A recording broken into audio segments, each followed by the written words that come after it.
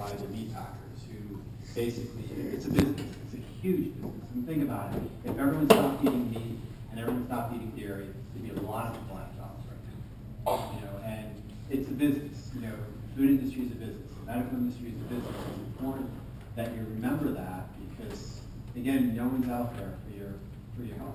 The labels say what they say so you buy the product. So I want to go over a couple things. So obviously you guys know what you just ate or what it tasted like. So a couple of things I want to point out. So all these things are sugar-free.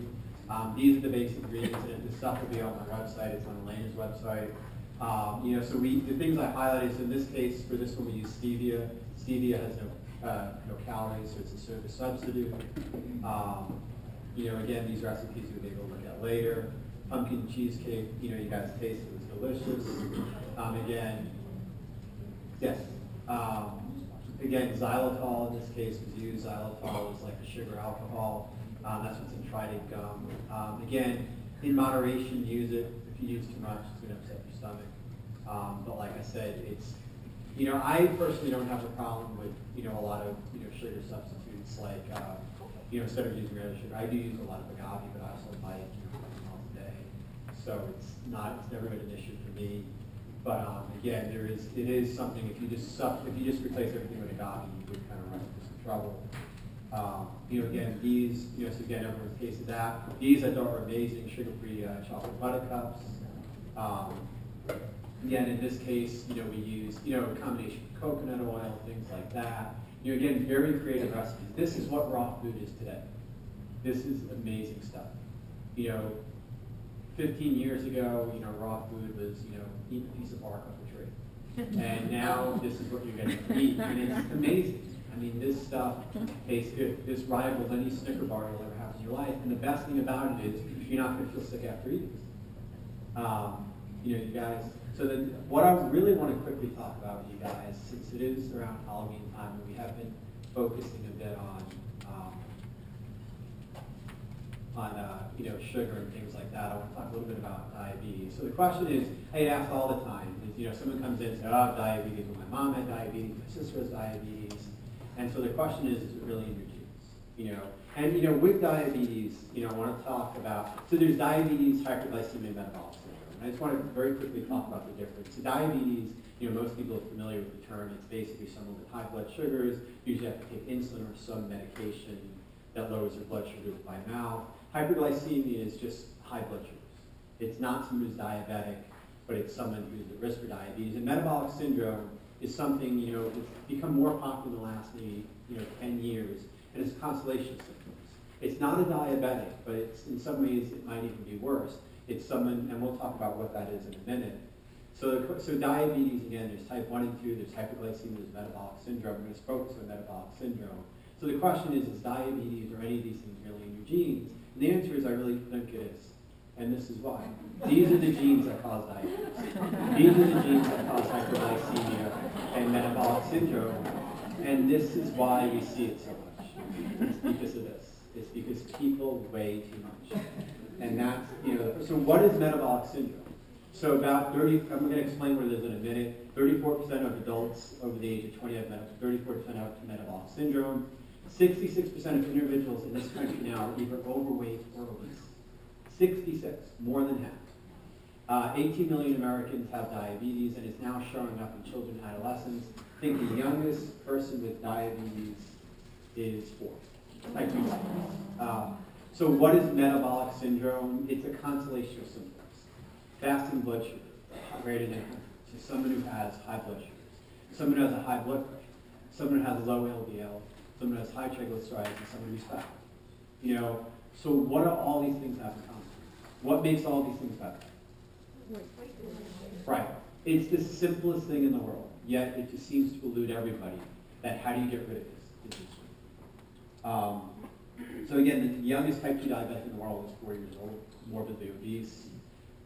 People with metabolic syndrome have a much higher risk of heart disease and a much higher risk of diabetes. Diabetes, hyperglycemia, and metabolic syndrome are very curable in the majority of cases. I've cured diabetes many times. You know, you get told it's an incurable disease. It's incurable by the way we treat it. And it's this horribly vicious cycle. You know, it's the diabetes education trap, I call it. You get someone who has high blood sugars, right? So they go in and they see a diabetic educator. I hope no one's a diabetic educator, but anyway, you know, so they go and see a diabetic educator who says, well, your blood sugars are high, so why don't you take this medication? So you start taking this medication, what does it do? It drops your blood sugar. So they tell you to eat more. So your blood sugars can drop. So then you gain weight, and then also you need more medication because your blood sugar, because you're gaining weight, your blood sugars are getting high. And what happens is it becomes this vicious cycle where you wind up, most diabetics I see, if you ask them from the day they were diagnosed with diabetes to the day I see them today, have gained at least 30 to 40 pounds. Doesn't make sense. I mean, it's the exact opposite of what you're supposed to be doing. But it's this vicious cycle that people get trapped in because they get put on medication too early. Medication blocks their blood sugar. So they tell them to eat more. They eat more, they gain weight. And then you know what? They need more medication. And then so they need more medication to the blood sugar, so they tell them to eat more again.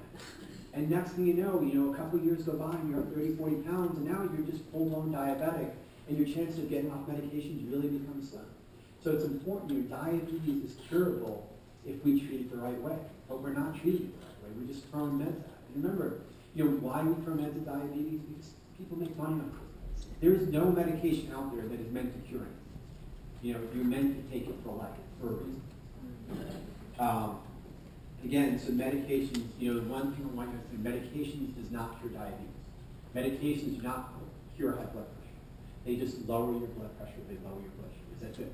Only lifestyle changes can cure diabetes or metabolic syndrome or high blood sugars. It is very important to realize that.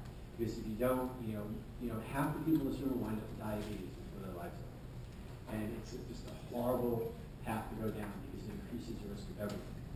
And like I said, the number one thing you need to do is lose weight. So again, weight loss, dietary changes, eating a more plant-based diet. Again, we keep harping on this. It makes a big difference. It makes a big difference. The stuff you hear every day is wrong. You do not need TV. You do not need calcium. Again, it's something, why do every time you pick up a magazine, it's not by mistake you see some model with a milk mustache. A lot of big business, a lot of money. And that is money, and you're getting misinformation. You're believing things that aren't true. Again, it's important. You just have to think outside the box and realize that the stuff you hear every day is just not true. It's there because someone's making a lot of money. Regular exercise, and those are really the main tenets of diabetes, but it is true. Yes, without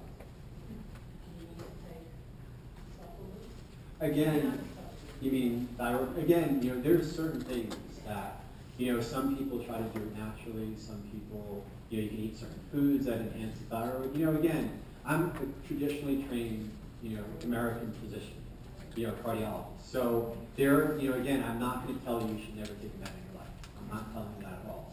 What I'm saying is you need to look at the big picture and look at your options. Because, taking pills isn't going to change your life. I'm very honest with my patients. I say, taking an aspirin is not going to save your life. Losing 50 pounds and exercising every day and getting in the best shape of your life may not save your life. It's definitely make it hell of a lot better than it is now. And it's important to realize that. So once you eat a way to be able to manage the person to get off certain medications? Depends on the person. It depends on the motivation. Yeah, again, people generally come to me because they want to work. But most people, when they find out the work involved, are not so, happy to do the work. It's a lot. It's harder than you think. And sure. So you see somebody with rheumatoid arthritis? I see people with all sorts of things. I look at disease, it's all the same. It really is. We got to do something else. One more question. Who wants it? All right. I was just wondering about diabetes type 1 and the lifestyle changes. Again, so it's interesting. There was a really good DVD a couple of years ago, Simply Raw. It was made at Tirrito. So they took, I think, like 7 or 9 diabetics that flew in from all over the country, put on a completely raw diet, regular exercise, and pretty much all the type 2 diabetics completely got off all the medication. Of the type 1 diabetics, one of them went from 30 units of insulin a day down to 4, and the other one completely got off insulin. Again, it's a different animal, it's a different disease process. It's due to actually an autoimmune response that kills cells in the pancreas, which is probably due to diet to begin with. But I mean, it's one of those things that definitely, you can at least reduce the amount of disease. All right, we're going to do something else. Hey, Elena's going to get the lavalier mic on, and while